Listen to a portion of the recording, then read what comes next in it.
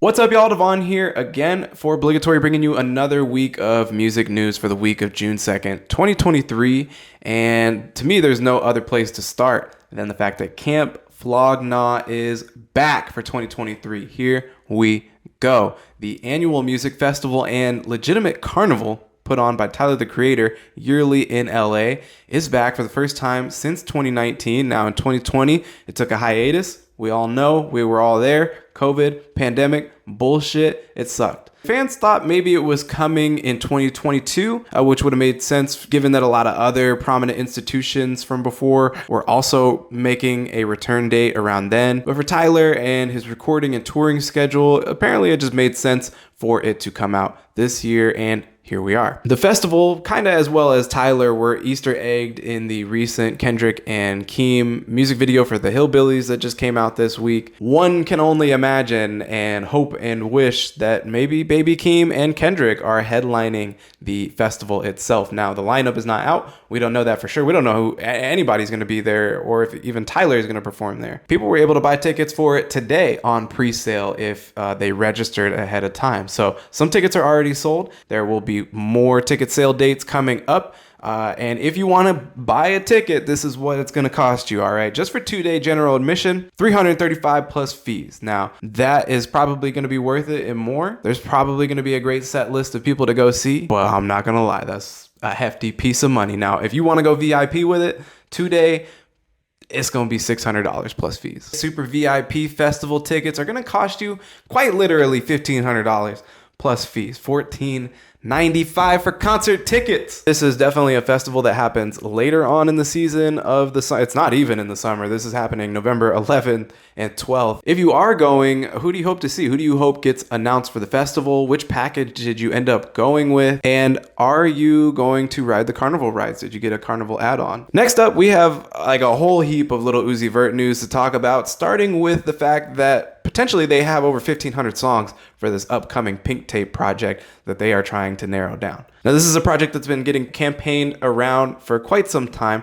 We've been aware of it, but the news on it lately has been somewhat quiet. And in a recent Instagram post from a producer and longtime collaborator with Uzi named Lyle LaDuff, and it was him who purported this number of possibly like 1,500 songs that they're trying to narrow down from. It takes quite a long time. Now, that sounds ridiculous. That sounds like a lot of songs, but I mean, he also pointed out that Lil Uzi makes about 5 songs a day. So if Lil Uzi makes 5 songs a day for a whole year, I'm bad at math, but that's 1,500. So, I mean, it is a lot of music to narrow down from. It kind of makes me personally nervous. Like, it's just so much to whittle down from. I mean, how could you really perfect that process? Now, is that the only singular reason why we're not getting the album? I think there's probably more to it. I think there's a lot going on in Uzi's life. Again, we have a little bit more insight into that as well. Lil Uzi recently revealed in an interview they did with 032C magazine that they spent over 7 months in rehab. Uzi has in the past been somewhat vocal about their intent and desire to get clean and be sober, even stemming back as far as 2017 in the wake of the passing of Lil Peep. Without knowing a ton of information, I thought one thing that Uzi said was kind of interesting, that essentially they had no choice in the matter. They were forced to do this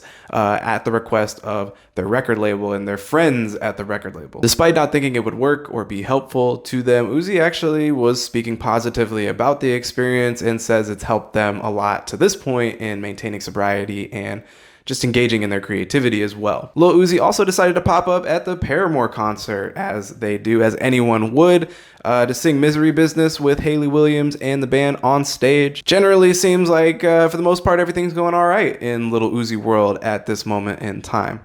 Maybe we'll get the Pink Tape soon. Maybe we won't. Who knows? Stay tuned. Find out next episode, Dragon Ball Z. And speaking of great cartoons, we are getting a new Teenage Mutant Ninja Turtle movie, which that's not music news, but this is Trent Reznor and Atticus Ross, the duo that brought you 9 Inch Nails and have brought you many other film scores, are scoring this film. Now, their resume to this point includes a bunch of movies, and the dynamic range of them is pretty impressive. Social Network to Gone Girl to Soul. Yes, they even got a Disney joint up under the belt. They've essentially done it all at this point, and now they're getting into TMNT, which is this big family cartoon blockbuster summer movie. Now you may be confused, this is like yet another reboot of the Teenage Mutant Ninja Turtles movies series, sort of.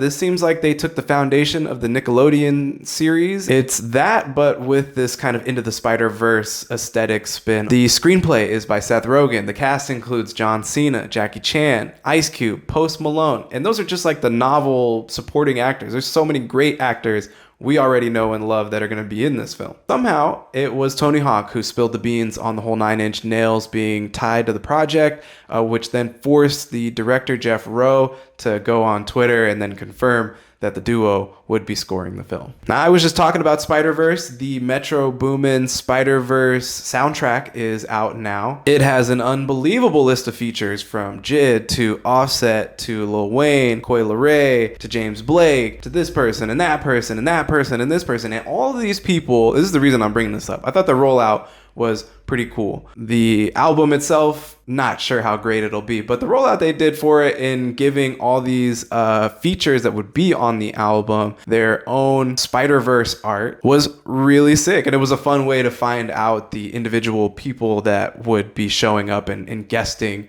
on this Metro Boomin album that we knew was coming. Lil Durk does not care if you or I want to know what he and Young Thug were looking at on that screen in that meme that we've all been circulating a long time. I still see it today. Now, The Voice has got a new album out, and in a recent interview he did with The Devil, DJ Academics, he was asked about this meme, like, what were you looking at on the screen? And he said, nah, I'm not telling. He kind of made it into this like show of solidarity with Young Thug, because as we know, there have been accusations flying around to different people about whether or not they've been telling on Young Thug. This next story, kind of wild, ridiculous, and confusing. Let's go. Avenged Sevenfold, the metal band, deep-faked themselves to promote their album. I think that's the headline. M Shadows, a vocalist for the group, admitted that he and his bandmates were in on an AI deepfake and social media hack hoax, partially to promote their new album. In late February, it appeared a hacker had made and dispersed AI deepfakes of the singer's voice to falsely announce they'd be canceling 2 festival performances to put the final touches on this album. The band has a podcast, and this was uploaded to the podcast channel. So then the singer then took to Twitter to refute the deepfake and say, hey, that wasn't me. I didn't say that. What the heck is this? We're still going to the festival, and we're going to get to the bottom of whatever just happened here. Well, the bottom of it is that he did it. Management for the band was unaware, but most of the band was aware of what was going on. M Shadows, he seems pretty proud of this like performance art rollout, this kind of gotcha, like you should be careful about what you consume in the media. We could all be fooled kind of thing he's got going here. And these guys went absolutely AI crazy for the album rollout. Obviously the AI voice stuff, but they wrote all that with ChatGPT. They wrote other promotional material with ChatGPT. They use Dolly for the album cover, I'm pretty sure. They use a variety of AI technology to communicate and promote this music to their fan base. It's working. I'm talking about it. I was never going to listen or pay attention to this album, and here we are. Maybe it was a good lesson for everyone. Maybe it was a total waste of time. Nobody knows, but who cares? A couple other small stories here. Action Bronson has a new spinoff to the Fuck That's Delicious show, the In Studio show. Despite being a great rapper, Fuck That's Delicious is kind of the biggest, most malleable brand that he has. So it's cool to see him continue to build on that. Janelle Monae begrudgingly had to upload a less-NSFW version of her music video for Lipstick Lover. If you saw the original version, you know it's like this generation's Nelly tip drill music video. It's pretty different, but I'm going to stick with that. Now, the original video didn't go anywhere. They didn't have to take it down, but they were basically forced to upload an alternate and more censored, more pixelated